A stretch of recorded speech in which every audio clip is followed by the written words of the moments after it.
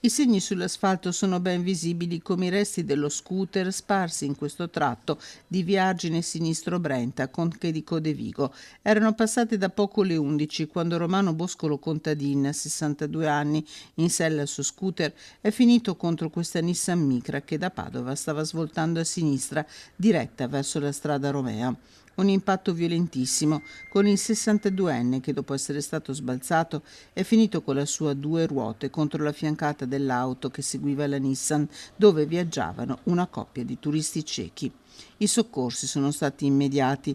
Lungo questa strada arginale è atterrato anche l'elicottero del SUEM 118, ma per il 62enne che viveva a Chioggia non c'era già più nulla da fare.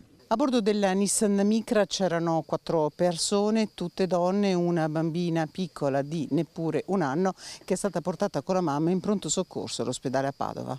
La strada arginale è stata chiusa e subito sono iniziati rilievi condotti per circa 3 ore dagli agenti della Polizia Stradale di Piove di Sacco, tutte della provincia di Padova, le donne a bordo della Micra.